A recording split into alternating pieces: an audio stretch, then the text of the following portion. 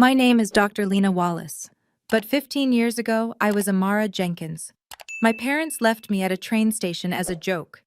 Their exact words shouted through the glass, "Let's see how she finds her way home." I never went back. This morning, my phone lit up with 22 missed calls from them. After 15 years of silence, their multi-million-dollar real estate empire is collapsing under a fraud investigation, and they need me to save them. They do not know that I am a forensic accountant. They do not know that they just handed me the knife. This is not a rescue. It is a reckoning. Before I continue this story, let me know where you are watching from in the comments below. Hit like and subscribe if you have ever had to become the person they never saw coming. My name is Dr. Lena Wallace. It is 7 a.m. My penthouse overlooks Lake Michigan, and the Chicago skyline is quiet, wrapped in a blue-gray morning light. Everything in my 31-year-old life is controlled. It is precise. It is ordered down to the last cent. I am a forensic accountant. I am the person multi-billion-dollar corporations call when they suspect high-level fraud. My job is to find the truth hidden in the numbers. My life is a fortress of logic and facts. In 1 hour, I am scheduled to lead a meeting that will decide the fate of a $500 million merger. My black suit is pressed. My coffee is black. My world is perfect. The air in my home is still and slightly chilled, just how I like it. The surfaces are glass chrome and polished marble. There are no photographs. There is no clutter. There is only order. This order is my armor. It is the wall I built brick by brick, spreadsheet by spreadsheet, separating my present from the chaos of my past. I move through my kitchen, the polished floor cold beneath my feet. I am not a person who enjoys chaos. I am a person who eradicates it. I find discrepancies. I expose liabilities. I calculate risk down to the thousandth decimal point. My world is one of facts, not feelings. Feelings are a liability, a variable that cannot be controlled, and I control everything. The perfect silence of the room shatters. It is not my secure work phone. It is my personal iPhone, the one that almost never rings, vibrating violently against the cold marble countertop. The sound is harsh and intrusion. I look down. The screen shows a number I do not recognize. The area code is Atlanta, Georgia, a place I erased from my life. I press the silence button on the side of the phone, dismissing the call. My world is still in order, but the screen lights up again, immediately, the same number. This is not a mistake. I silence it again, my movements precise. It rings a third time, and a fourth. This is not a call. This is a siege. I cross my arms and just watch. The phone buzzes, stops, and rings again, a frantic, desperate rhythm. The screen becomes a list. 5 missed calls. 10 missed calls. 15. I count them as they appear, a detached observer. Finally, after the 20-second call, it stops. The silence that returns is heavy, artificial. A new notification appears, a text message, from the same Atlanta number. My thumb hovers over the screen. I am in control. I open the message. The words are few, but they hit me with the force of a physical blow. Amara, it's Mom. You have to come home. Your father is in big trouble. Amara. That name. A name I have not seen, read, or spoken in 15 years. A name I buried. A ghost. A coldness that has nothing to do with the Lake Michigan wind floods my bloodstream. It is not sadness. It is not fear. It is rage. A deep, frozen, methodical rage I have kept locked in the basement of my mind. The past is not dead. The chaos is not gone. It is sitting on my pristine countertop, buzzing with a text message demanding to be let back into my life. The wall I built over 15 years just cracked. My name is Lena Wallace. I repeat that to myself, a mantra, a fact as solid as the marble beneath my feet. My name is Lena Wallace. But 15 years ago, I was someone else. I was Amara Jenkins. Amara. The name on the text message glowed from my screen, a word I have not seen read or allowed myself to think in over a decade. It felt like a violation. It felt like a ghost walking into my home. Because Amara Jenkins is dead. She is a file I locked away, a memory I buried in the foundations of the woman I am today. Amara Jenkins died on a cold, crowded platform at the 30th Street station in Philadelphia. She was 16 years old, and she did not die of natural causes. She was murdered. My mother, Vivian Jenkins, helped kill her. My father, Marcus Jenkins, helped kill her. My older brother, Jamal, the golden child, he laughed while she died.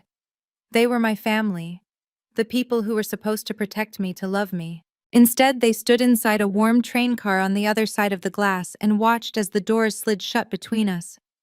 They killed that name. They erased me. And then they had the audacity to call it a joke. That is the word my mother used. A joke. Oh, Amara, don't be so dramatic. We were just teasing you, leaving their 16-year-old daughter alone in a strange city hundreds of miles from home with nothing. That was their idea of a joke. That was their idea of family. I was the scapegoat. The Kuden. The one who was too serious, too quiet, the one who saw the cracks in their perfect facade.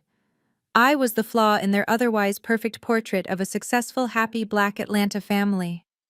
And that day, they decided to erase the flaw. They thought I would come crawling back broken and begging for their forgiveness. They thought they were teaching me a lesson. They did. They taught me that Amara Jenkins was worthless to them. So I let her die right there on that platform. And I became Lena Wallace. Lena Wallace is not worthless. Lena Wallace is not a joke. And Lena Wallace just got an invitation to come home. I was 16. The memory is not faded. It is not hazy. It is crystal clear, as if it is happening right now in high definition, projected onto the back of my eyes. I am standing in the 30th Street station in Philadelphia. The air is thick with the smell of diesel and pretzels. The noise of the crowd is a dull roar, the echoing announcements over the loudspeaker bouncing off the high ceilings. We were there for Jamal. We were always there for Jamal. It was his college tour, a celebration of the golden child and his bright future. I was just baggage, the quiet, awkward younger sister they were forced to drag along. My father, Marcus, was in a great mood, laughing and clapping Jamal on the back. My mother, Vivian, was beaming, already picturing the prestige of her son attending an Ivy League school. They were a perfect, happy family. I was walking behind them carrying my own bag and one of Jamal's because he had complained. I was clumsy. I was always clumsy, according to them. I tripped over someone's suitcase. It was a simple mistake.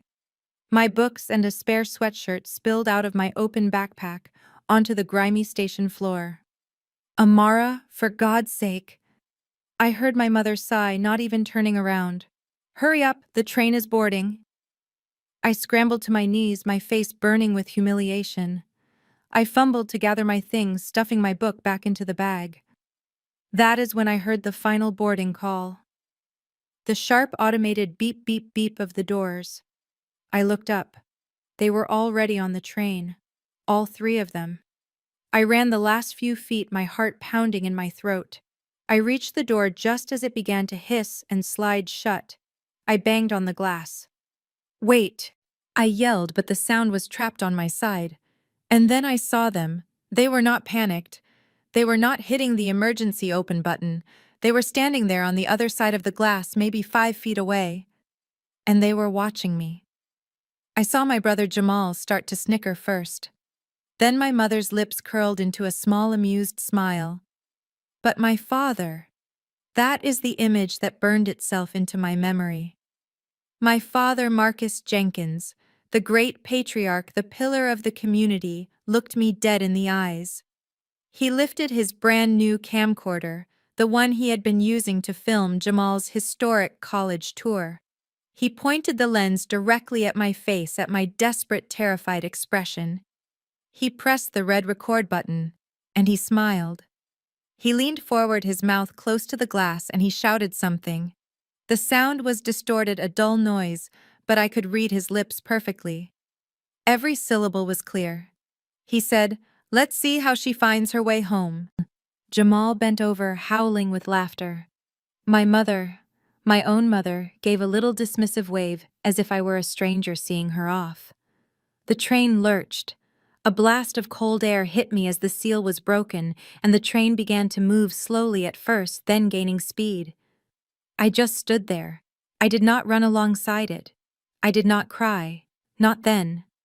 I watched them, their laughing faces framed in the window, until the train was just a silver speck disappearing down the tracks. They thought I would cry. They thought I would call them begging, sobbing, defeated. They thought I would panic and get lost, and that I would eventually be returned to them by some kind police officer, a lesson learned. They expected tears. They expected me to break. They had no idea what they had just done. They had not just abandoned a child. They had forged a weapon. But they forgot one thing. They forgot about my grandfather, my father's father, the man who actually built the Jenkins family name from nothing. He was the only person in that family who ever looked at me like I was an asset, not a liability. He was the one who taught me to read a ledger. He was the only one who truly loved me. And they forgot in their arrogant celebration that he had passed away just 3 weeks before this trip. They did not know that in my backpack right next to the book I had dropped was a thick manila envelope he had given me. His last gift.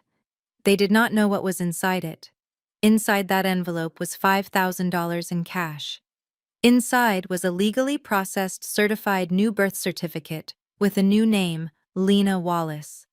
And inside was a piece of paper with an address in Chicago for an old friend of his, a woman who ran a boarding house for young students. He had given me an escape hatch. And as the train disappeared, I realized my family had just given me the reason to use it. I stood up. I brushed the grime off my knees. I put my backpack on. And I never went home. My phone rings again. A new number also from Atlanta. They are desperate. This time I answer. I press the speakerphone icon. The sound echoes faintly in my quiet, minimalist kitchen. Silence for a second, just the sound of panicked breathing. Then a voice I have not heard in 15 years. Amara. Oh my God. Amara, is it you? Is it really you? It is Jamal, my older brother, the golden child. His voice is not the confident baritone of the man I remember. It is weak, cracking, pathetic. Amara, listen. You have to come home. You have to. Dad is going to lose everything. The company, the house, all of it. He is babbling, the words tumbling out in a rush of fear. Before I can even process the satisfaction of hearing him beg, a second voice cuts through, sharp and nasal. Give me the phone, Jamal. You are useless. There is a fumbling sound, and then her voice, lang and full of a familiar entitled rage. Tiffany, my sister-in-law, the white woman from a broke old money family who married my brother for the Jenkins name and fortune. Listen here, you little bitch, she shrieks, and the venom in her voice is so pure it almost makes me smile. I do not know what hole you have been hiding in, but your father is in deep trouble, and it is about to splash back on all of us. Our name is being dragged through the mud, so you are going to get your ass back to Atlanta and fix whatever this is. Do you hear me? I stare at the phone. They are not asking. They are not apologizing. They are commanding. After 15 years of silence, they command. I press the red end call button. The sound of her screeching voice is cut off mid-rant. The beep of the disconnection is loud, final, and deeply satisfying. They have not changed at all. They still see me as something to be ordered around the family fixer, who should be grateful to even be called. They have no idea who they just called. They have no idea what they just started. Family. Name. Tiffany's screeching words hang in the air long after the call is over. Those are the only two things that ever mattered to them. Not love, not loyalty, just the appearance, the name, the legacy. They are not calling because they miss me. They are not calling because they feel remorse. They are calling because they need something. The perfect polished image of Jenkins' legacy homes is cracking, and they need someone to spackle over the holes. I walk away from the phone. I go to my office, a room of glass and steel overlooking the city. I open my laptop.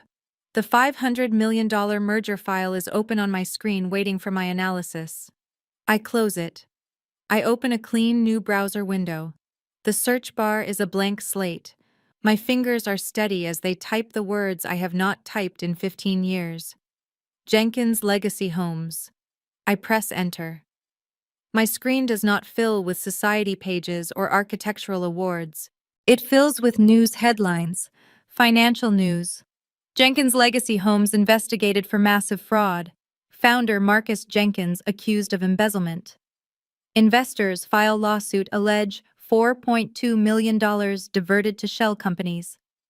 I read the headlines one by one, and I smile. It is not a warm smile. It is a cold, sharp, calculating smile. $4.2 million. Such a specific number, such a clumsy, obvious number. My father, always so arrogant, so sure of his own brilliance. They forgot. In their panic, in their desperation, they forgot who I am. Or rather, they never bothered to find out. They are looking for Amara, the girl they abandoned. The one they thought was weak. They have no idea that they just called Dr. Lena Wallace. They do not know what my specialty is. They do not know that I am the person corporations pay $1,200 an hour to find exactly this. To find the truth hidden in the numbers. I pick up my BlackBerry, my work phone, the secure line. I press speed dial for my assistant. Maria, cancel my 8 o'clock meeting. Cancel all my meetings for the week. Dr. Wallace? Her voice is instantly alert, recognizing the shift in my tone. Is everything all right? Everything. I say, my voice perfectly calm, perfectly controlled. Is perfect. Book me a one-way ticket to Atlanta. First class, the next available flight. I want a car waiting on the tarmac. I am going home. The Jenkins family mansion in Buckhead was exactly as I remembered it. Large, gaudy, and desperate to look important.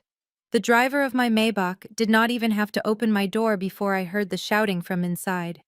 The sound of my family. It was always the sound of arguing. My father Marcus was roaring his voice, shaking the walls. My sister-in-law Tiffany was screeching back, her voice high and thin. My brother Jamal was probably backed into a corner, and my mother Vivian was no doubt trying to manage the optics of their complete financial ruin. I did not knock. I never knock on a door that I might one day own. I simply pushed the heavy, oversized oak door open. It swung inward silently on well-oiled hinges. I stepped into the grand marble foyer. The arguing stopped. Instantly. It was as if someone had pressed a mute button on the entire house. The sudden suffocating silence was louder than their shouting had been. I stood there for a beat, letting the image burn into my mind. They were all in the formal living room, frozen like statues in a terrible play. Marcus, his face a dangerous shade of purple, his fist clenched. Vivian dabbing at eyes that were not actually crying, her pearls clutched tightly at her throat. Jamal looking pale and weak, already defeated by a fight he never had the courage to join. And Tiffany, her arms crossed her face, a mask of pure, spoiled venom. They were all staring at the doorway. They were all staring at me. But they were not seeing me. They were looking for Amara. They were scanning the entrance for the 16-year-old girl they left on a train platform 15 years ago. They were expecting the skinny, awkward child in the oversized glasses and the cheap sneakers. The girl who was easy to break. The girl who was easy to forget. That girl was gone. I stood there, Dr. Lena Wallace, 31 years old. I was wearing a $5,000 Tom Ford suit custom-tailored to my body. It was my armor. My hair was cut into a sharp, severe bob that required no maintenance. My heels clicked once on the marble floor, a sound like a gavel striking wood. I was not the scared, bookish girl they remembered. I was the woman they had forced me to become. A woman who looked at their financial ruin not as a family tragedy, but as a professional audit. And I was here to see the books. Their faces said it all. Shock, confusion. But mostly they looked at me like I was a ghost, a very, very well-dressed ghost. Vivian was the first to react. Her perfectly painted face, the one she presented to the Atlanta social scene, crumpled into a mask of theatrical disbelief. She lunged forward, her arms outstretched, her voice a high-pitched wail designed for an audience. Amara, oh my baby, my sweet girl, you're home, you're finally home. Her expensive perfume, a heavy, cloying floral, I remembered from childhood, hit me a second before she could. I took one precise, deliberate step backward.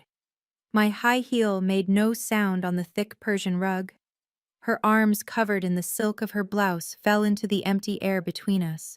She froze, her performance interrupted, her face a mask of confusion. I raised my hand not in greeting, but as a barrier, a stop sign. It's Dr. Wallace, I said. My voice cut through the heavy silence of the room, as sharp and cold as the marble in the foyer. Please call me Dr. Wallace. Vivian stared, her mouth slightly open, the fake tears on her eyelashes forgotten. The script she had written in her head, the one where the prodigal daughter returns in rags, had just been thrown out. Then the second attack came right on cue. A short, sharp laugh from the sofa. Tiffany, my sister-in-law. She looked me up and down, her eyes filled with a familiar, cheap disdain. She was scanning the label on my suit, the quality of my leather bag. Oh, look at that! She sneered, her voice dripping with sarcasm. She thinks she's somebody now. Who are you supposed to be? That's a nice suit, Amara. Where did you rent it? You can tell Jamal. We'll pay for it when this is all over. Jamal? My brother just sat there, his mouth open like a fish. He looked weak, softer than I remembered. Enough. The voice was not a shout. It was a roar. My father. Marcus Jenkins was on his feet, his chair scraping violently against the hardwood floor. He was not looking at me with shock or sadness or relief. He was looking at me with pure, undiluted rage. He pointed a thick finger at me, his face turning a dark shade of red under his manicured skin. Do not come into my house with that nonsense, Amara. We do not have time for these games. Why are you here? What is this? After 15 years you show up now. What do you want? They were drowning. Their multi-million-dollar world was on fire, and the first thing they did, the very first thing, was to try and set me on fire too. They had not changed. And in that moment, I knew this audit would be a pleasure. I ignored Tiffany. Her words were like small stones bouncing off a tank. They were irrelevant. They were noise. I walked past her as if she were a piece of furniture, my eyes locked on the only person in the room who still held any power. My father. I am here, I said, my voice resonating in the suddenly silent room because of a $4.2 million lawsuit. I let the words hang in the air. I let them see that I knew. You called me, I continued, stopping a few feet in front of him. So I will ask you one time. What do you need? My father's face was a mask of controlled fury. His mind was calculating, trying to figure out this new version of me. Before he could speak, Jamal, my brother, took a half step forward, his hands flapping nervously at his sides. Amara, I mean Lena. He stammered, his eyes wide and desperate. We need your help. You were always so good with this stuff, right? With numbers. You always knew. I cut him off. Not with a shout, with a quiet, precise slice of words. I am a forensic accountant, I said. Jamal stopped, confused. My title, I clarified, is Dr. Lena Wallace, and I am paid $1,200 an hour by multi-billion-dollar corporations. I saw Tiffany's eyes widen. I saw my mother's hand fly to her pearls. I was not supposed to be successful. I was the joke. I held my father's gaze. I am paid, I said, to find the truth. I am paid to analyze, to investigate, and to expose the financial rot inside empires run by arrogant men. I let the words land, letting him feel the personal sting. I am paid to vachmat nyungke nyukekvi. Expose men exactly like you. The silence was absolute. The power dynamic of the last 15 years of my entire childhood had just been rewritten in 30 seconds. I shifted my gaze from my father to my mother, to my brother, and finally back to Marcus. So, you want my help? Fine, my clock is running. I looked at his large mahogany desk empty except for a crystal glass. Where are the books? Jamal scrambled to find the login credentials, his hands shaking so badly he mistyped the password twice. Finally, he handed me the company laptop. I sat on the expensive cream-colored sofa, a piece of furniture that was likely bought with stolen money, and I opened the books. The family watched me. They stood there, a silent, dysfunctional audience expecting a miracle. My father Marcus paced back and forth behind me, a caged animal. Vivian sat rigidly, her hands clasped so tightly her knuckles were white. Jamal and Tiffany just stared. 10 minutes passed. The only sound in the opulent living room was the quiet, rhythmic click of the laptop keys. Every tap was a nail in their coffin. For them, it was an eternity of suspense. For me, it was just another day at the office, but with a much more satisfying paycheck. Finally, I stopped typing. I did not look up. I just let the silence stretch, letting them suffocate in it. Then I let out a small, quiet laugh. It was not a sound of humor. It was a sound of pure, cold contempt. You are not just frauds, I said, my voice quiet, but it cut through the room like a scalpel. You are stupid. What did you say to me? My father started to roar, taking a step toward me. I held up one hand, a simple gesture that stopped him cold. I am not talking to you, Marcus, I said, finally looking up. My gaze bypassed him entirely. I looked directly at my sister-in-law. I looked at Tiffany. I turned the laptop on the polished coffee table, swiveling the screen so it faced her directly. Her smug, bored expression faltered, replaced by a flicker of genuine fear. You, in particular, I said, my voice now almost a whisper, are an amateur. I tapped the screen.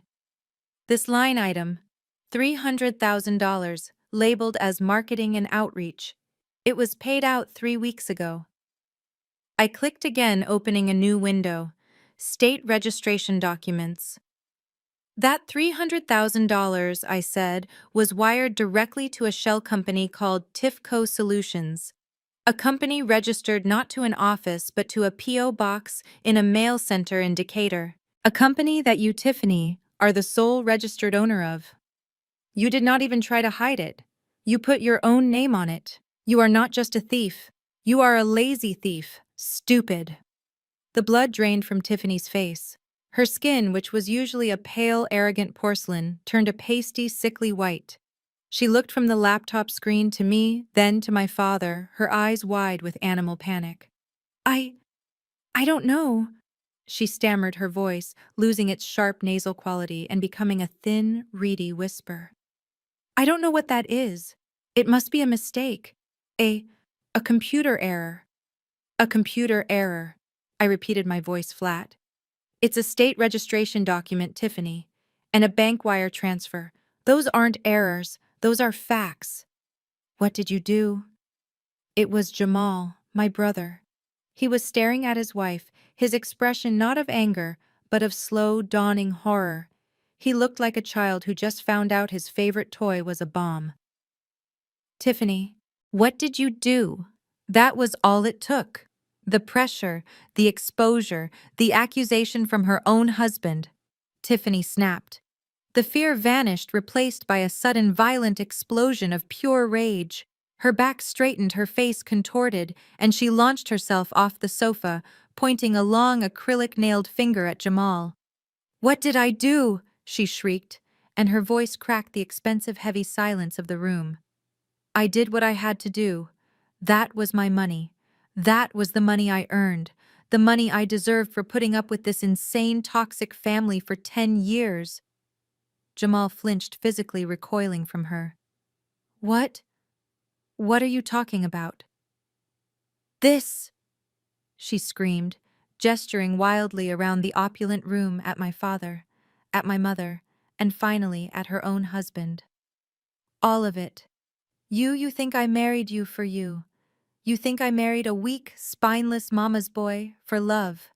I married you for this, for the name, for the money I was promised. And you all just let this ghost come in here and. She was cut off, sputtering, a fleck of spittle on her lip. I did not say a word. I just watched. My father looked like he was about to have an aneurysm. My mother looked like she had just swallowed acid. The first prey had revealed itself, and just like I had predicted, they were tearing each other apart. The alliance built on greed and lies was already collapsing. And I had only been in the house for 30 minutes. Watching Tiffany's face contort, screaming about the money she deserved for simply existing in this toxic family, it made me think of him. It always comes back to him. My grandfather. He was the opposite of this cheap, grasping greed. My grandfather, William Jenkins, was the real founder of Jenkins Legacy Homes. My father, Marcus, was just the heir. He was the one who inherited the name and the corner office, but he never inherited the grit. He never understood the foundation. Marcus saw the company as a bank account, a prop for his ego. My grandfather saw it as a legacy, one built with his bare hands, one built on a reputation of iron and integrity in the Atlanta community. And he saw me. When I was 12 and the rest of the family saw me as a quiet, awkward burden, he saw a mind. He would call me into his study, a room that smelled of old books and wood polish, a room that was the only sanctuary in that cold, hollow house. He would pull me onto the stool next to his massive oak desk, open a physical ledger book, and trace the columns with his thick, calloused finger. "Look here, Amara." His voice was a low rumble, the only voice that ever spoke my name with kindness. "Your father, he loves to talk. Your mother, she loves to hide.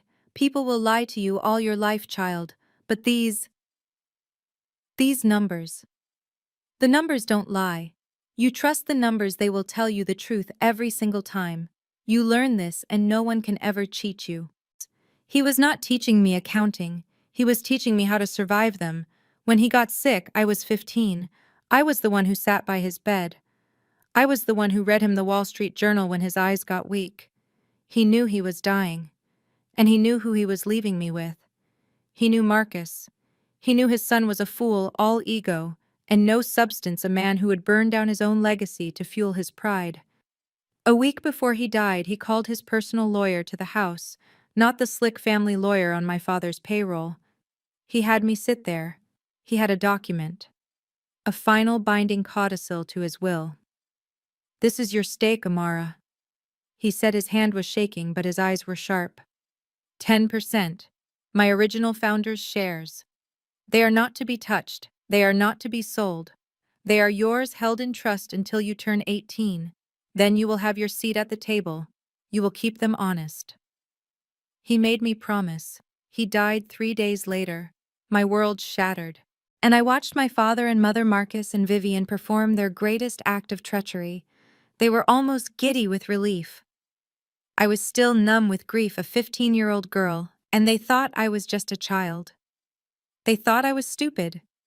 They held a formal theatrical reading of the will in the living room. The family lawyer read a different document, one I had never seen, a document that left everything 100% to my father, Marcus.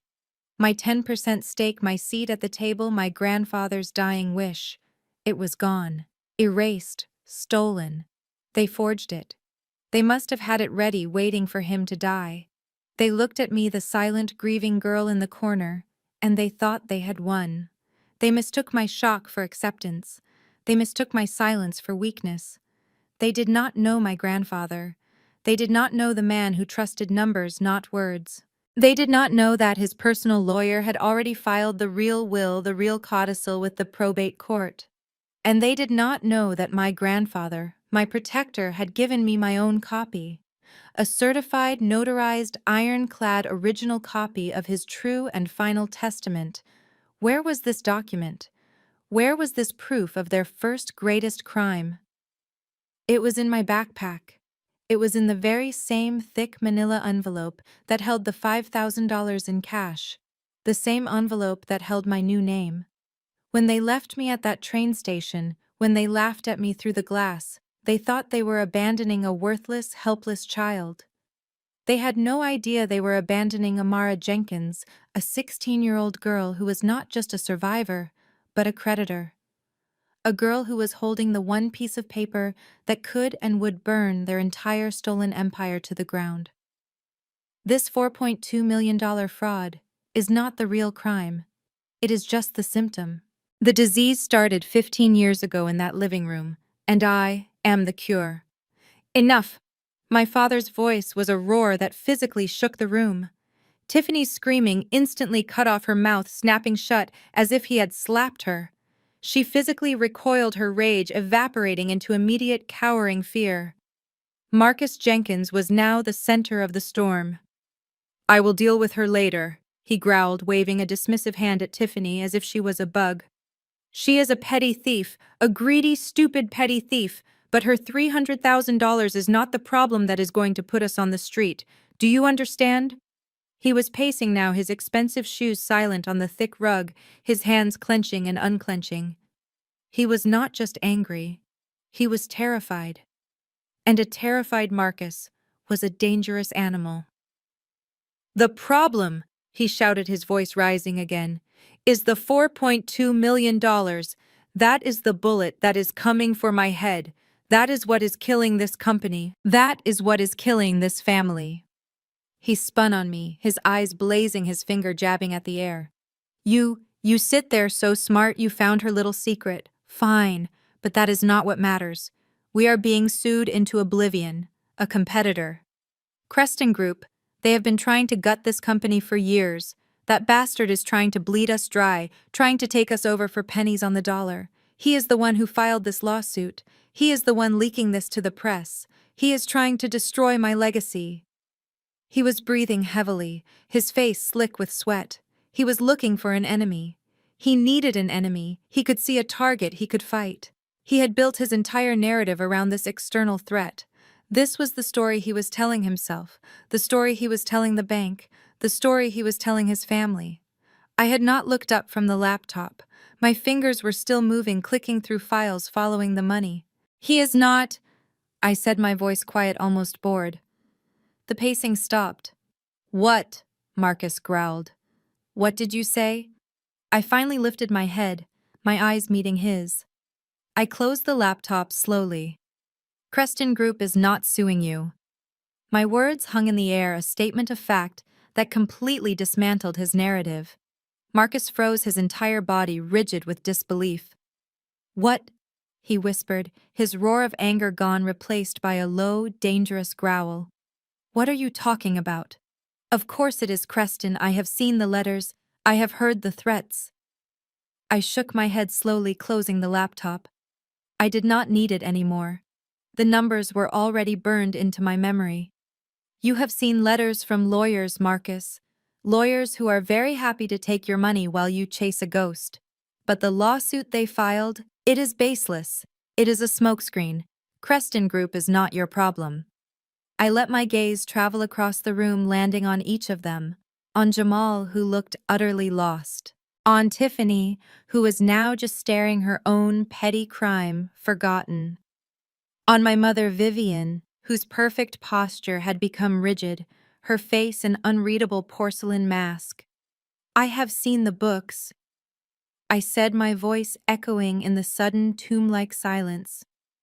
"The $4.2 million problem is not external fraud.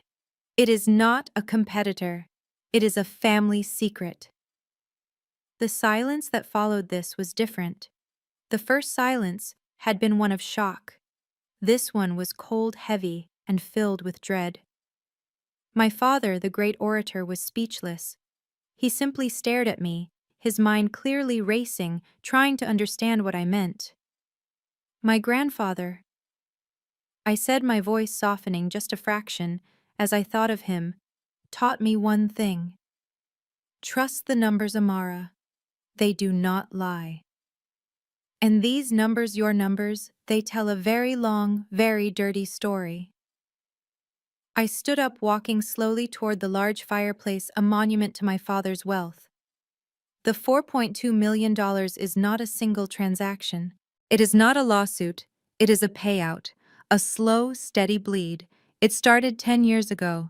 Small amounts, at first almost unnoticeable. A few thousand a month. Then 5 years ago the payments jumped. And again last year, all meticulously coded. Consulting fees, development expenses, discretionary budgets, all authorized by you, Marcus. He was still staring, his face pale. He knew what I was saying was the truth. All of these payments, I continued, all of this money, $4.2 million over a decade, was funneled to a single private trust, a very quiet, very discreet trust registered in Delaware. I turned to face them. It is called the TJ Education Fund. TJ. I let the initials hang in the air. I looked at Jamal, obviously not him. I looked at Tiffany, not her. Then I looked at my mother. Vivian was sitting so still she barely seemed to be breathing. Her mask was perfect, not a flicker of emotion. But her hands, her beautifully manicured hands, were gripping the pearls at her neck so tightly I was surprised they did not shatter. She was terrified. "Vivian," I asked, my voice soft, conversational, "who is TJ?" She flinched. It was tiny, a barely visible tightening around her eyes, but I saw it. Marcus's head whipped toward his wife, his confusion now mixed with a new dark suspicion. "What does she have to do with this?" he snarled. "Oh," I said, a small cold realization dawning on me. "You do not know. You do not know about TJ. Or maybe—" I looked back at my mother. "You were not supposed to know." I had seen the authorizations. All of them were signed by Marcus. But the coding of the payments, the meticulous, complex web created to hide them inside the corporate accounts. That was not my father's clumsy, arrogant style. That was clean. That was precise. That was Vivian's work. She was the one who managed the family's social and financial image, the one who cleaned up all of my father's messes. And then the numbers clicked into place. T.J. Thomas Jenkins.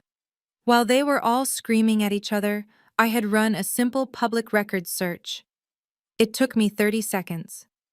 Thomas Jenkins, a 17-year-old boy. He was currently enrolled at a very exclusive, very expensive private boarding school in Connecticut. His mother, a woman named Catherine Turner, a former executive assistant at Jenkins Legacy Homes. An assistant who had, according to the company's own records, resigned suddenly 10 years ago. The exact same time the payments to the TJ Education Fund began. The entire sordid picture was complete. I turned back to my father. He looked like a cornered animal ready to lash out at anyone. "You are right, Marcus," I said. "The $4.2 million is the bullet. It is the thing that is finally killing this company because you got sloppy. You got scared. But it was not fired by Creston Group." I took a step closer to him, my voice dropping so only the family could hear. "It was fired by you." "What are you talking about?" he whispered. His arrogance finally gone, replaced by pure, naked fear. "This is not money from a lawsuit, father." I said the word tasting like poison on my tongue. "This is hush money. This is $4.2 million that you, the great patriarch, the pillar of the community, have been siphoning from your own company for 10 years. I paused, letting the weight of the accusations settle over them, letting Jamal and Tiffany understand what I was saying. I looked at Vivian, whose eyes were now closed. She knew. She had known all along. She had helped him hide it. I delivered the final fatal blow. It is the price you paid to silence your mistress. And it is the cost of raising your 17-year-old illegitimate son. The room was no longer just silent. It was a vacuum. My words, my revelation had sucked all the air, all the bravado, all the manufactured rage out of the four of them. The $4.2 million. The mistress. The illegitimate son. The secret that had been the rotting foundation of their perfect family for a decade was now exposed, laid bare on the expensive Persian rug. My father Marcus, the great patriarch, the roaring lion, looked like he had been shot. The blood drained from his face, leaving a sickly gray pallor under his perfectly manicured skin. His arrogance did not just break, it shattered. He stumbled backward, his hand fumbling for the back of a chair, and he collapsed into it, not like a man sitting, but like a puppet whose strings had been cut. His eyes, his sharp, commanding eyes, were wide and glassy. He was not looking at me. He was not looking at his son. He was staring at his wife. He was staring at Vivian. And Vivian, my mother, the Ice Queen. Her perfect poised mask of social grace did not just crack. It exploded. For a fraction of a second I saw something I had never seen on her face before, pure, unadulterated, violent hatred. It was not directed at me. It was directed at my father. I had not just exposed his secret, I had exposed her complicity.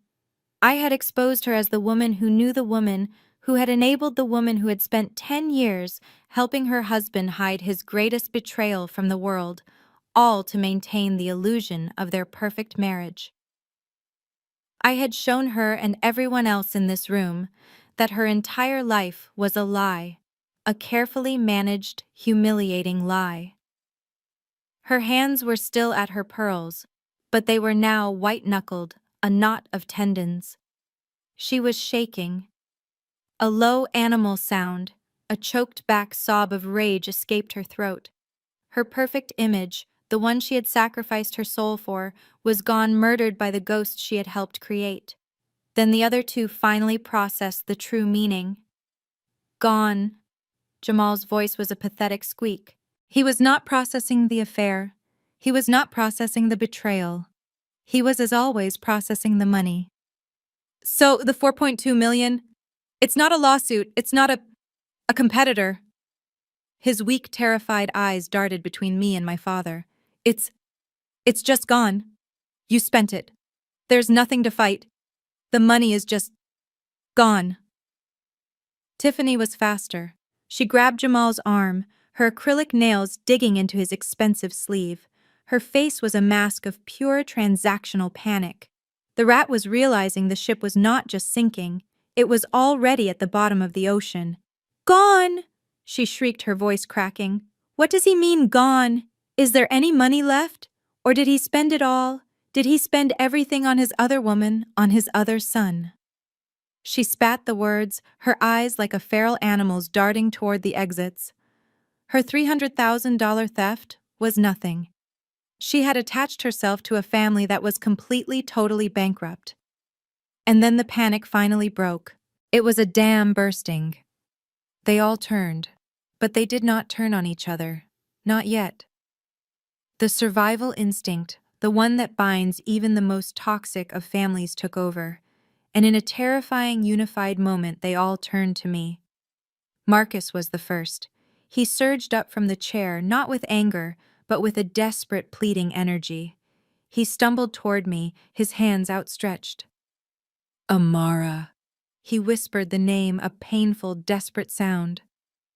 Lena, you can fix this. You're a... What did you say? A forensic accountant?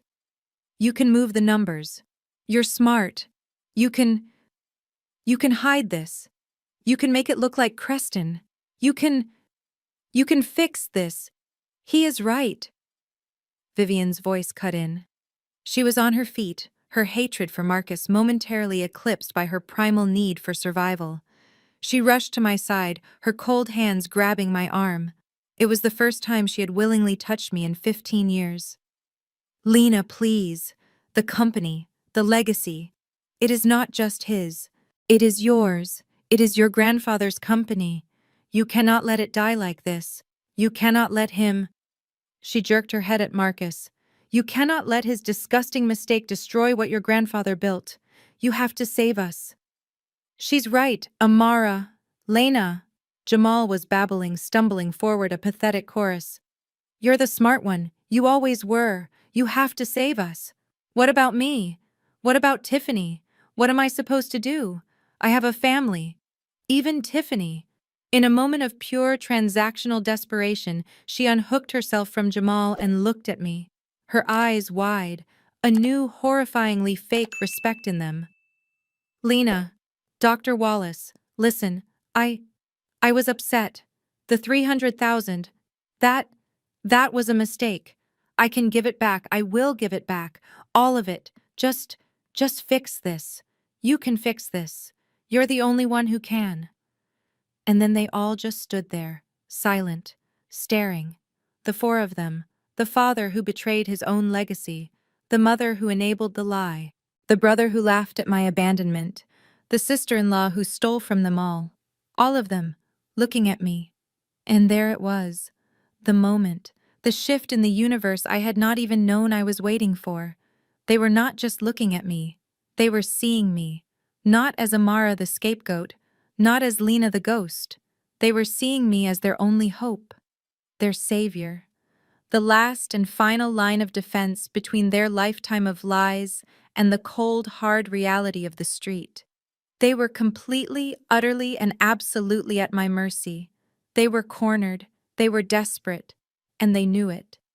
My mother Vivian was the first to completely break. The woman whose image was her entire religion was now shattered, her hands grabbing at the sleeve of my Tom Ford jacket.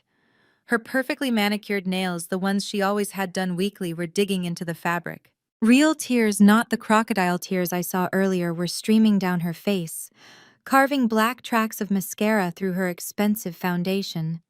She was ugly, crying. Amara, she choked out, reverting to the name. She knew the name of the child, not the woman. Lena, my baby, please, you have to save us. You have to. We are blood. We are your family. Her cold hands were clinging to my arm. It was the first time she had touched me with anything other than disdain in my entire life. I know, she sobbed, her whole body shaking. I know we made mistakes that day at the train station. It was a mistake, Lena. A terrible, stupid mistake. I am so sorry. I am so sorry. We never meant for it to go that far. We thought you would just call. We thought you would come home. Please, baby, you cannot let one mistake destroy your grandfather's legacy. Don't destroy us. A mistake. 15 years of silence. 15 years of rebuilding myself from the ashes of their joke. And she called it a mistake. I watched her, my face impassive. Her tears were real, but they were not for me. They were for the house, for the status, for the name on the building. They were tears of pure self-preservation. That is enough, Vivian. My father's voice was a low growl. He pushed her clinging hands off my arm. He straightened his own suit jacket, a pathetic attempt to reclaim the power he had just lost in his own living room. He was trying to put his CEO mask back on. He looked at me. The panic in his eyes was gone, replaced by the cold, dead calculation of a man trying to make a deal. She's right, he said, his voice rough. But crying will not fix it, Lena. He used my new name. It sounded like a piece of gravel in his mouth. You have proven your point. You're smart. You're smarter than all of us, all right. You win. You're brilliant. You saw everything we missed. You saw this entire mess. It was the first compliment he had ever given me, and it was a bribe. So you fix this, he said, not asking but commanding in a new, weaker way. You hide it. You move the numbers. You do whatever it is you do. You make this $4.2 million problem disappear. You save the company. He took a step closer, trying to look like a father, a patriarch, a king. You do this for me, for the family, and I will make it right. I will give you your 10%. I stood there, letting his offer hang in the stale, desperate air of the room. 10%. He said it like he was bestowing a great gift. He said it like a king offering a scrap from his table to a beggar. My mother Vivian was staring at me, her tear-streaked face frozen in a mask of desperate, pathetic hope. My brother looked like he was about to pass out. They thought this was the negotiation. They thought this was the moment I would fold. The moment the prodigal daughter would gratefully accept her place back in the family, all for a measly 10%. A small sound escaped my lips. It was not a sob. It was not a gasp. It was a laugh. A dry, cold, empty sound. 10%. I repeated the words, and the sound of my own voice, so calm, so devoid of emotion, made my father flinch. "That number," I said. "It sounds so familiar." I pretended to think, tilting my head slightly as I looked at the ceiling. 10%. Where have I heard that number before? It's right on the tip of my tongue. I slowly turned my gaze from my father to my mother, whose hand was now frozen halfway to her pearls. "Oh, that's right," I said, my voice dropping into a soft, conversational whisper as if sharing a secret.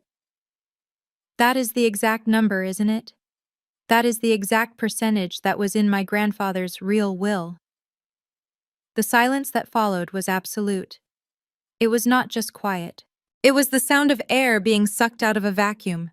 It was the sound of four people's worlds simultaneously ending. My mother's hand flew to her mouth, not to hold back a sob, but to stifle a gasp of pure animal terror. My father's face, which had been trying to rearrange itself into a mask of authority, just collapsed. The mask fell away. The arrogance, the power, the rage, it all drained out of him, leaving behind the empty shell of a weak, terrified old man. He finally understood. They all finally understood. That was the 10%. I continued, my voice staying soft, but it cut through the room like a shard of ice. That was the stake he left me, my seat at the table, the one my grandfather William Jenkins left to me, a 15-year-old girl, because he knew his own son was a fool. I looked at my father. "That was the 10% you stole from me. The 10% you and my mother forged documents to erase just 3 days after he was buried, while I was still grieving in my room. You thought I was just a stupid, sad child. You thought I did not know." The desperation in their eyes was gone. It was replaced by something much deeper, something much colder. Terror. They finally realized this was not a rescue mission. They had not called their daughter home to save them. They had summoned their executioner. They realized I knew everything, not just about the $4.2 million affair, but about the original sin, the forgery, the crime that started it all 15 years ago. "You are not offering me 10%, Marcus," I said, using his name. "You are trying to bribe me with my own stolen property." I walked slowly to the center of the room, claiming the space as my own. I looked at the four of them, a family of broken, greedy ghosts. "And you are right about one thing," I said, stopping in front of my father. "I am going to fix this. I am going to correct the books. I am going to fix every last detail." I saw a flicker of hope in his eyes, a pathetic, desperate, insane last gasp. He thought even now that he could still manipulate me. He thought I was still negotiating. "But you are still not listening," I said, and my voice was laced with pity, which I knew would hurt him more than my anger. "You are still focused on the wrong things. You are so obsessed with your $4.2 million secret, you are not even seeing the real dagger that is at your throat." I looked at all of them one by one. "You all heard me. Creston Group is not suing you. The $4.2 million is just your family's dirty internal laundry. It is the reason the company is bankrupt, yes. It is the proof of your incompetence and your greed. But it is not the lawsuit." My father looked completely, hopelessly confused. "But the lawyers, the freezing of the accounts, the bankruptcy notice. If it is not Creston, then who?" "Exactly," I said. "There is a lawsuit. There is a creditor. There is someone who is actively and very successfully seizing all of your assets and forcing the liquidation of this company." I paused. I let them hang in that final terrifying moment of ignorance, the moment just before the blade falls. "You have spent this entire time terrified of a ghost. You have been looking in the wrong direction." I looked at my father, my mother, my brother, and my sister-in-law. "So let me ask you the one question you should have been asking from the beginning. If Creston Group is not the one suing you, who is? Marcus stared at me. His mind, which had been so sharp when it came to bullying and bluster, was completely short-circuited. He had built his entire defense, his entire narrative of victimhood around the ghost of Creston Group. Taking that away from him left him hollow. He was a man without his one simple enemy, and he was completely lost. "What nonsense are you talking about?" He finally whispered, his voice hoarse, all the arrogance and rage gone, replaced by a thin, reedy fear. "If it is not Creston, then who is doing this to me? Who is suing us?" He looked at me, his eyes wide and demanding. After everything, he was demanding the answer from me, the person he had thrown away like trash. He still thought he was the center of the story. He still thought this was something happening to him, not something he had earned. I held his gaze. I let him hang in that agonizing moment of not knowing. The silence in the room was so thick, I could feel the pressure in my ears. Vivian was holding her breath, her hand frozen at her throat. Jamal looked like he was about to be sick. I was about to answer him. I was about to deliver the final blow myself. But I did not have to. My timing, as always, was perfect. Right on cue, a phone buzzed violently on the polished mahogany desk. It was not mine. It was my father's. The screen lit up the name, David Abel, Legal, flashing in stark white. Marcus flinched, looking at the ringing phone like it was a live grenade. "It is the lawyer," Jamal squeaked, stating the obvious in a high-pitched, terrified voice. My father stared at the phone, terrified to answer it, but clearly more terrified not to. His hand trembled as he jabbed the accept and speaker buttons, the sound echoing loudly in the dead silent room. "David." My father's voice was weak, pathetic. "What is it? Did you get the extension? Did you tell them?" A voice crisp and frantic erupted from the speaker. This was not the calm, measured tone of a high-paid corporate lawyer. This was the voice of a man who was abandoning a sinking ship. "Marcus, it is over. Forget the extension, I just got off the call. It is bad. It is as bad as it gets." My father gripped the edge of the desk. "What are you talking about, David? What did they say?" "They are not negotiating," the lawyer yelled through the speaker. "I tried to offer a settlement. I tried to reason with them. I tried to stall. They are not interested. They are rejecting the offer. They are demanding immediate forced liquidation. They are taking everything, Marcus. They have the court orders. They have all the leverage. They are moving to seize all company assets, effective immediately." My father was as white as a sheet.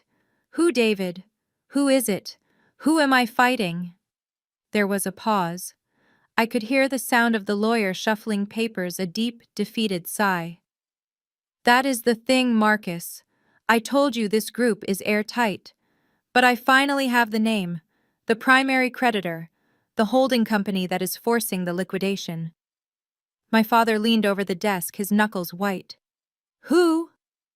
And then the lawyer said the two words I had been waiting to hear in this house for 15 years.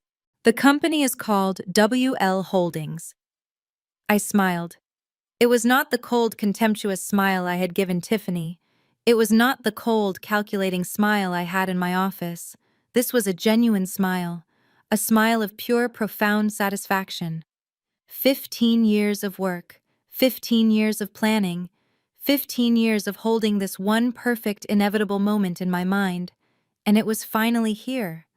The lawyer's voice was still echoing from the speakerphone, but I had muted it in my mind. All I could hear was the beautiful sound of my own victory. My father turned from the phone, his eyes wild with terror and confusion, finally landed on me. He saw the smile on my face, and in that second he knew. He did not know how, but he knew. The prey finally seized the hunter. "WL Holdings," he whispered, his voice a dry rasp. He was not talking to the lawyer anymore. He was talking to me. "What is WL Holdings? I have never heard of. What is that?" I did not answer him right away. I let the question hang in the air, savoring it. I walked away from the laptop past the sofa, where Jamal was hyperventilating past my mother, who was frozen, her hand still at her pearls. I walked to the grand window, the one that overlooked the gardens my grandfather had planted. I looked at my reflection in the dark glass. The ghost of Amara Jenkins was gone. Only Lena Wallace was left. It is an abbreviation, I said, my voice calm, projecting easily across the room. From behind me I heard a small broken sound. It was my mother. An abbreviation, she whispered. An abbreviation for what? I turned around slowly. I faced the four of them.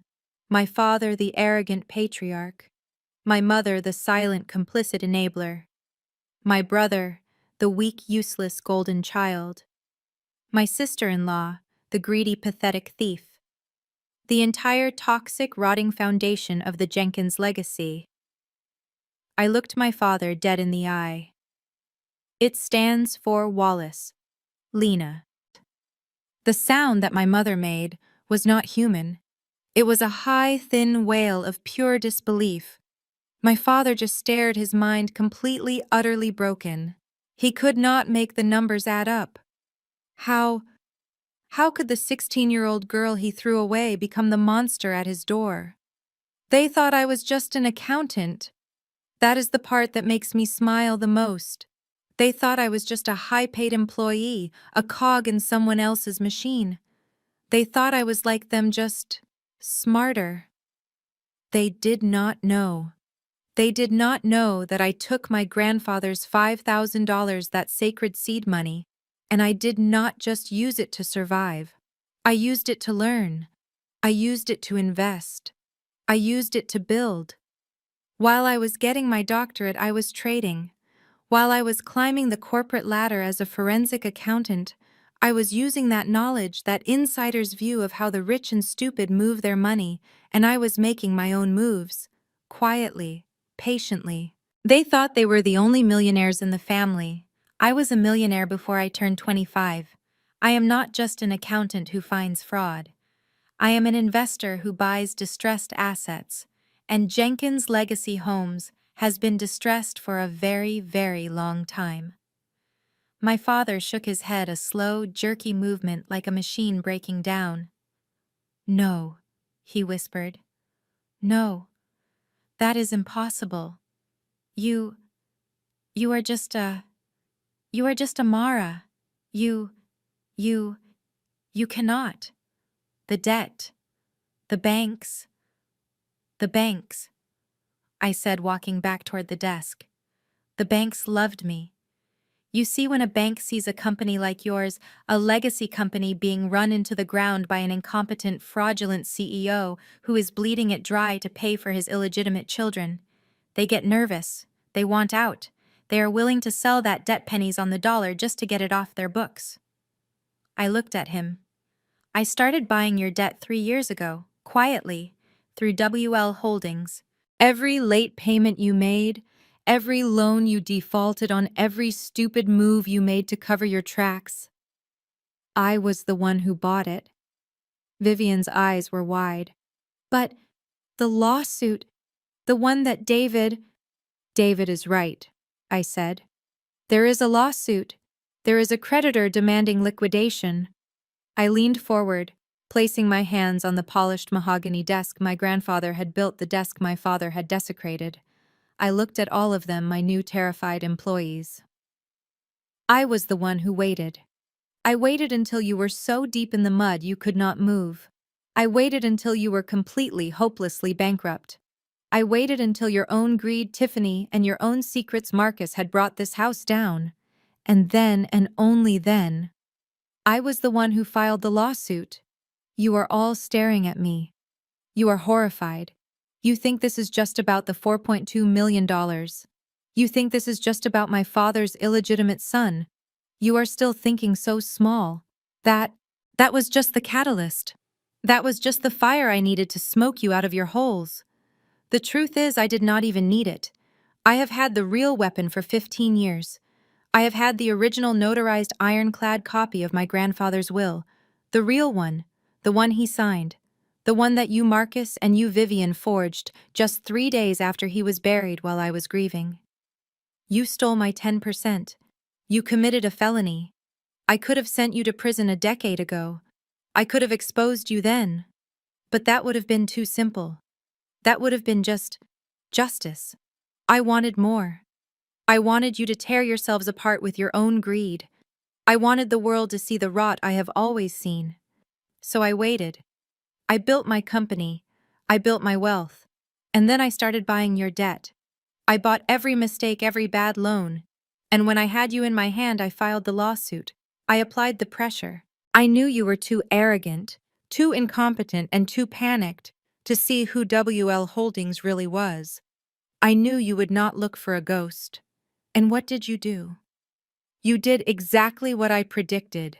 You panicked, and you called the one person you thought you could still bully. You thought you were calling Amara. You called me here. You begged me to save you, and in your desperation you did my job for me.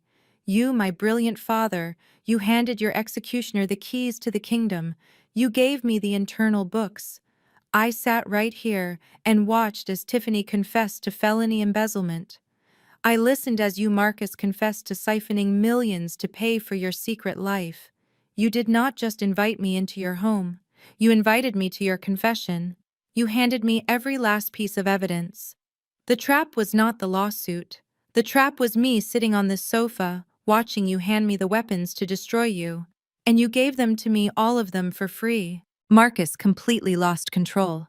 The last shred of his dignity, his power, his carefully constructed image of a patriarch, it all dissolved.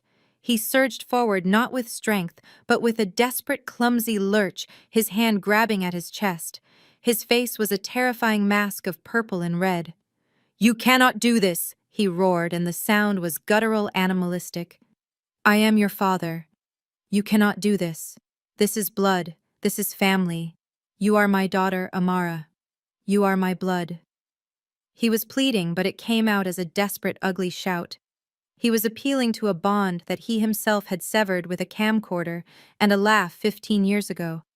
I did not flinch. I did not raise my voice. I just looked at him, my expression as flat and cold as a steel plate. "Blood." I repeated the word, letting it hang in the air, letting it sound as alien and meaningless as it was. "You have no daughter here." I took a step toward him, and he actually recoiled, stumbling back. "The law," I said, my voice as calm as if I were explaining a spreadsheet, "is very clear about what you did 15 years ago. Leaving a minor at a train station hundreds of miles from home is called child abandonment. It is a felony, Marcus." His face went white. "But you knew that," I continued, my voice relentless, precise. "You and Vivian were so afraid that your joke would come to light, so terrified that it would tarnish your precious name, that you committed a second crime, a much more calculated one, a much more permanent one." I let the words sink in. My mother, Vivian, let out a small, strangled whimper. She knew what was coming. "You went to a judge," I said, my eyes locked on my father. "You and my mother filed fraudulent court documents. You signed affidavits under oath claiming I was an uncontrollable runaway. You lied to the state of Georgia, a felony offense, to have me legally declared a ward of the court." I walked even closer, lowering my voice, so only they could hear the final fatal sentence. "You legally erased Amara Jenkins. You made her a ghost in the system, all to cover your own tracks. So you are right. This is not about family. Amara Jenkins is a legal phantom that you created.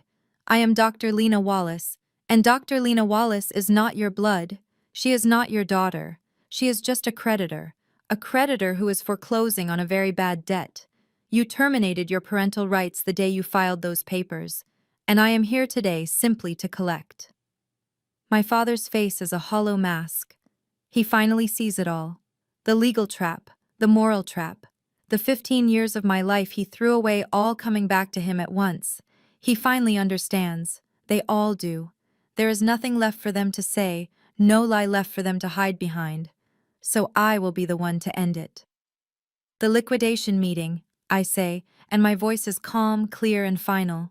It cuts through the thick, toxic air of the room, the last sound this version of the family will ever hear. Is scheduled for Monday at 10 a.m. My legal team will be there. You, of course, are welcome to attend. Or rather, your lawyer is. I look at Marcus, the man who thought he was a king now, just a pathetic, broken man in an expensive suit. As the sole creditor of Jenkins Legacy Homes, I will be voting to dissolve the company. So I am taking it. He flinches. It is a small, pathetic flicker of pain. And this house. I continue my gaze sweeping across the opulent, gaudy living room, the monument to their stolen wealth, the prop for their perfect family facade. This house that you, Vivian, were so proud of. This house that you, Marcus, used to prove your legacy. You made a mistake. You mortgaged it to the company years ago to cover another one of your many indiscretions. Since the house is an asset of the company and I am taking the company, I am also taking this house. Tiffany lets out a small strangled sound like a rat caught in a trap. And finally, I say, my voice dropping, becoming softer, more dangerous, more personal. I look directly at my father. That 10%. The 10% of Founder's shares my grandfather left me. The 10% you stole from a 15-year-old girl while she was grieving. I pause, letting the weight of that original crime fill the room one last time. I am taking that back. I am done. There is nothing left here for me. I turn my back on them. I turn my back on the ruin they built for themselves. I walk across the expensive rug, my heels clicking sharp and final on the marble of the foyer. I am walking away just like I did 15 years ago. I reach the heavy front door. My hand is on the brass handle. I stop. But this time I am not the one being left behind. I am the one in control. I turn my head just slightly, looking back over my shoulder. They are all frozen exactly as I left them. Statues of greed and consequence in their own private hell. You have 48 hours, I say, my voice bouncing off the cold marble. 48 hours to pack your bags and get out. My security team will be here on Wednesday morning to change the locks. If you are still here, you will be removed as trespassers. I look at Marcus. He is just a broken old man, the architect of his own destruction. I have not called him Dad in 15 years. Oh, and Dad. He flinches, the word hitting him harder than any curse I could have said. His eyes, his wet, broken eyes, snap up to meet mine. You shouted at me through the glass of that train. You wanted to see how I would find my way home. I let a small, cold smile touch my lips. I found it. Now, get out of my house. My final words hung in the room as I walked away. I did not need to stay to watch them crumble. I had already seen the end result in the numbers. The liquidation meeting on Monday was not a negotiation. It was a formality, a simple reading of the death certificate. My legal team, armed with the forensic audit I had handed them, was precise, swift, and brutal. The company known as Jenkins Legacy Homes was officially dissolved, its assets seized by the primary creditor, WL Holdings. But the true collapse, the one that brought a cold, deep satisfaction, was not just financial. It was total. My father and mother thought they were only dealing with me, their ghost. They forgot about the other laws they had broken. I did not just file for liquidation. I forwarded my complete detailed audit to the Atlanta District Attorney. I included everything: the proof of the $4.2 million slush fund for Thomas Jenkins, the evidence of Tiffany's $300,000 embezzlement, and of course the crown jewel, the original notarized copy of my grandfather's will side by side with the fraudulent forged document they had filed with the court 15 years ago. The state of Georgia takes forgery, perjury, and felony fraud very seriously. Suddenly, Marcus and Vivian Jenkins were not just facing bankruptcy. They were the targets of a sweeping criminal investigation. The great patriarch and matriarch of Atlanta's black elite were front-page news, but not for their philanthropy. They lost the company. They lost the house. My security team, as promised, removed them from the property 48 hours after I left. They lost every dollar, every stock, every last shred of the wealth they had stolen. But I made sure they lost the one thing they valued even more: their name. In a fraud investigation, secrets do not stay secret. The $4.2 million was no longer a quiet family matter. It was Exhibit A. The story of Thomas Jenkins, my father's illegitimate son, was not just a secret, it was the motive. The entire community, the one my father built his legacy for, learned the truth. They learned that the pillar of their society was a common fraud, a man who stole from his own father's company to pay for his mistress. His legacy was not integrity. It was a lie funded by deceit. His name was not an asset. It was a disgrace. And my mother, Vivian, the woman who lived for her social status, was now a pariah, the wife who helped him lie. They were not just broke, they were irrelevant. That was the true end of the patriarch. And then, of course, there was the fallout for the parasites, the justice for those who had simply fed off the legacy they never built. My sister-in-law Tiffany, the woman who married for money, proved her loyalty was exactly as transactional as I expected. The ink on the bankruptcy filings was barely dry before she filed for divorce from Jamal. Her vows, it turned out, were tied directly to the Jenkins family bank account, and the second that account was seized, her marriage was null and void. She saw no further value in being Mrs. Jenkins. But I am a thorough accountant. My audit, the one I had so generously shared with the district attorney, had a beautifully detailed appendix. It was titled TIFCO Solutions. Her $300,000 embezzlement was not just a family spat I had uncovered. It was Exhibit B in the state's fraud case. So while Tiffany was busy trying to find a new benefactor, she was also very busy answering questions from her own very expensive criminal lawyer. She was not just facing a divorce, she was facing a felony investigation. And that left my brother, Jamal, the golden child, the heir apparent. At 34 years old, Jamal had never held a real job. His entire life had been a series of titles my father invented for him. His vice president's salary was just a glorified allowance drawn directly from the company I now owned. With the company gone, with the house gone, with his father's name, now a public disgrace, and with his wife's assets frozen, Jamal was completely, utterly, and finally, on his own. The golden child was untethered, left with nothing but the expensive, useless suits in his closet.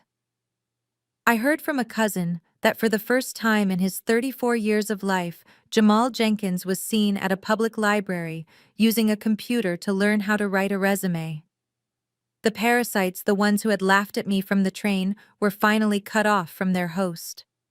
And they were learning very quickly that the real world is a cold, hard place when you have no skills, no value, and no name to hide behind. The chaos of the liquidation settled into a new kind of order. My order. The company, Jenkins Legacy Homes, was now mine, a hollowed-out shell that held the bones of my grandfather's legacy. My work in Chicago was done. I sold the penthouse, the glass and steel fortress I had built for myself. It had served its purpose. It was Amara's armor, and Lena no longer needed it. I moved to Atlanta, not back into the cold, gaudy mansion they had been evicted from, but into a quiet condo downtown, a place with warm light and walls I intended to fill with art, not silence. Taking over the company was not a victory lap. It was an audit of a lifetime of rot. As I sifted through the wreckage, I found the TJ Education Fund. The $4.2 million secret. My father's monument to his own betrayal. My first instinct was to dissolve it, to erase every trace of his second secret life, just as he had tried to erase me. It was tainted money, stolen money. But then I thought of the boy. Thomas. 17 years old. A name in a ledger. He was as much a victim of my father's lies as I was. He was an innocent in this, a child who had no idea his entire life was funded by fraud, his education paid for by a man who was a stranger. I thought about the cycle, the toxicity, the way my family used children as pawns in their selfish games. They had abandoned me. My father had used him. I could continue that cycle. I could punish the boy for the sins of the father. I called my lawyers. I did not dissolve the fund. I legalized it. I set up a new, clean, legitimate trust. I funded it with my own money, the money I had earned. I ensured that Thomas's education, his future would be secure, paid for, not by a lie, but by the truth. The boy was not at fault. He was my grandfather's grandson, just as I was his granddaughter. And my grandfather would not have let him fall. Breaking the cycle was not just about punishment. It was about choosing a different path. It was about using my power not to inflict pain, as they had, but to stop it. I was choosing the kindness I never received. It has been 6 months. The Georgia air, the air I once fled, now feels different. It feels like my own. I sold the penthouse in Chicago. I did not need the fortress of glass and steel anymore. I do not need armor. Today, I am standing on the sidewalk in front of the headquarters, the building that was once the monument to my father's stolen legacy. I am not here as an auditor. I am not a ghost. I am the owner. I watch sipping my coffee as a crane slowly, carefully lifts the old, heavy brass letters off the front of the building. JENKINSLEGACYHOMES. Each letter is a piece of the past, a piece of their arrogance being dismantled and lowered to the ground. A heavy, hollow history finally being put to rest. The crane swings back around. It lifts the new sign. The letters are clean, sharp, and modern. Polished steel. They read, Wallace, Jenkins Group. My lawyers asked me why I would keep that name. Why I would keep any part of the name that tried to erase me. They did not understand. Wallace is the name I earned. Wallace is the name I built from the ashes of Amara. Wallace is the woman who executed this plan. But Jenkins. That name was never my father's to own. It belongs to my grandfather, William Jenkins, the man who saw me. The man who taught me that numbers do not lie. The man who gave me the envelope, the $5,000, the new name, the escape hatch. I am keeping Jenkins to honor him, to reclaim the legacy my father stole and corrupted. I am not running from that name. I am redeeming it. My family left me at a train station 15 years ago. They laughed through the glass. They thought it was a joke. They wanted to see how I would find my way home. They did not realize what they were doing. They were not abandoning me. They were giving me a ticket, a one-way ticket to a future I would have to build myself on my own terms. My name is Dr. Lena Wallace, and as I look at the new sign, the name I built, and the name I reclaimed, I am finally truly home. The greatest betrayals can inadvertently forge our strongest weapons. Lena's family abandoned her thinking she was weak and disposable. That single act of cruelty did not break her. It set her free. It gave her the cold, clear focus to build a new life not on their toxic terms, but on her own. She transformed their joke into her armor, their underestimation into her greatest advantage. True power is not just surviving what was meant to destroy you, it is becoming the architect of your own unshakable legacy.